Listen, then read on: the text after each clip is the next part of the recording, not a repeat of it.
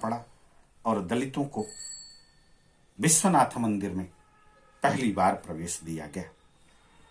इतना ही नहीं, राजनारायण का व्यक्तित्व बहुत ही विराट था, बहुत ही बड़ा था। उन्होंने हिंदी के लिए, हिंदी को राष्ट्रभाषा बनाने के लिए भी कहीं से कोर कसर नहीं रखा। एक बार एक केस की पैरवी करते हुए इलाहाबाद हाई कोर्ट में वकालत करते हुए उन्होंने जज के सामने कहा कि मुझे हिंदी में बहस करना है, हिंदी को राष्ट्रभाषा बनाना है। लेकिन जज ने संविधान के अनुच्छेद 348 का हवाला देते हुए मना कर दिया। राजनारायण अड़ गए कि हिंदुस्तान में रह करके अगर हिंदी में बहस नहीं होगा तो किस देश में होगा। अंततः जज ने 3 महीने के लिए राजनारायण जी को जेल भेज दिया। और यही वाकया जो जब वो सुप्रीम कोर्ट में दोहराते हैं तो सुप्रीम कोर्ट भी उन्हें 3 महीने के लिए जेल भेजता है।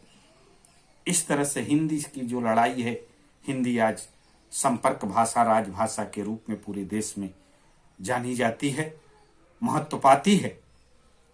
लेकिन अगर इसके लिए लड़ने का किसी ने काम किया, किसी ने शुरुआत किया महात्मा गांधी के बाद, तो राजनारायण जी ने किया। और आज वो लड़ाई सफल कही जा सकती है। हिंदी को जो प्रतिष्ठा इस देश में मिल रही है उसमें राजनारायण जी का भी एक बड़ा योगदान है। बताते हैं कि कमलापति जी के साथ एक बार बनारस में लोकसभा का चुनाव लोकबंधु राजनारायण जी लड़ रहे थे और उनके गाड़ी का पेट्रोल खत्म हो गया था। कमलापति जी की गाड़ी जा रही थी, लोकबंधु रोड पर जाकर के बैठ गए उनके गाड़ी के सामने। पंडित कमलापति त्रिपाठी निकले और उन्होंने कहा कि राजनारायण जी ये क्या कर रहे हैं। उन्होंने कहा कि आपकी गाड़ी दौड़ रही है, कई गाड़ियां दौड़ रही हैं, मेरी एक गाड़ी, उसमें भी पेट्रोल नहीं है, तो ये लड़ाई बराबरी की लड़ाई नहीं है। इसलिए जरूरी है कि आज आप हमारी गाड़ी में पेट्रोल भराएं और आज ही नहीं पूरे चुनाव भर मुझे चलने के लिए गाड़ी का पेट्रोल आप दें। और पंडित कमलापति त्रिपाठी ने पूरे चुनाव भर उनके गाड़ी में तेल भरवाया और साथ ही उनके कार्यकर्ताओं को नाश्ते और भोजन का भी प्रबंध किया।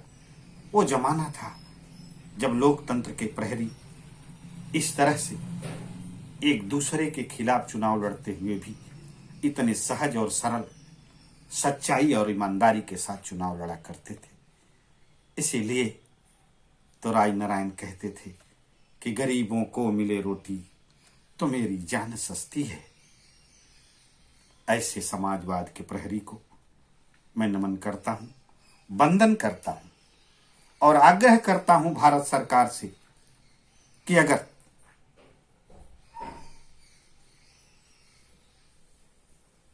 भारत का सबसे बड़ा सम्मान, भारत की सबसे बड़ी उपाधि किसी को दी जानी चाहिए,